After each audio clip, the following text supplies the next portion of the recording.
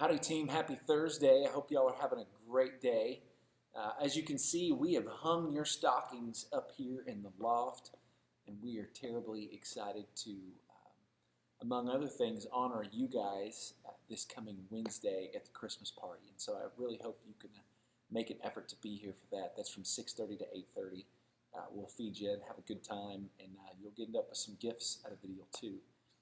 But we want to jump into this week's lesson. We're talking about the birth of Christ. Actually, next week's birth of Christ. This week is just sort of the setup. So we're talking a lot about Mary. And it's just a pretty good lesson. A couple of things I wanted to tell you about the lesson. Number one, just an FYI, Michael Card is the man who wrote this lesson. Michael Card, some of you may know who that is. He's a famous Christian musician, less for his performances and more so for the songs that he's written. He's written a ton of pretty popular songs. Brilliant guy, and he loves to teach the Bible, but you'll notice in this series of lessons there will be lots of references to songs. If you understand that about him, and then all of a sudden it makes sense, like, okay, yeah, he's a musician, he's going to talk about songs a lot, so that's okay. But anyway, that's what's going on there. The other thing, too, in starting your lesson, I would go ahead and use option number 2, but instead of breaking them up into groups of 3 or 4, just ask them the question of what are some great examples of someone displaying faith in God.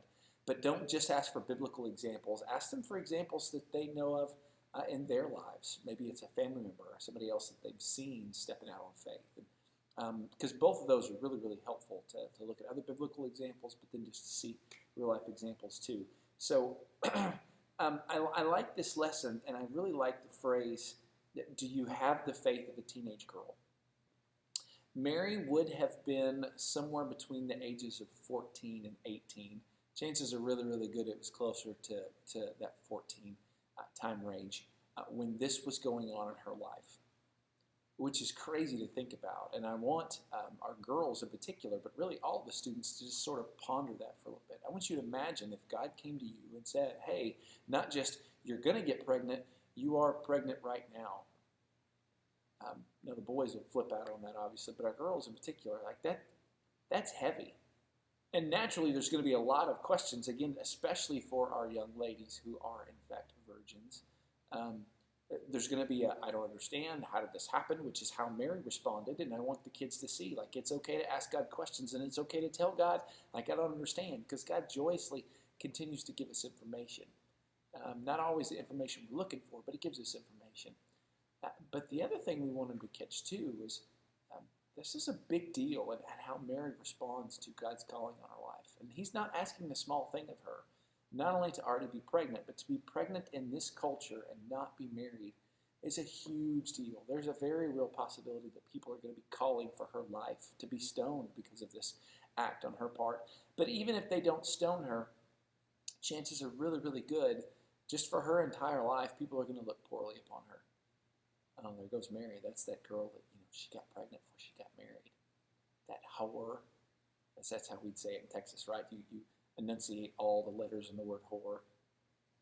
Jesus would have experienced some of that too. People talking about His mom. She was signing up for a hard life in a number of ways, but she did it. Stepped out on faith in the Lord. This is a very cool thing. So kind of bask in that. You think about that some this week, but then help the students think about that too. This really was a magnificent, huge, awesome deal that Mary did.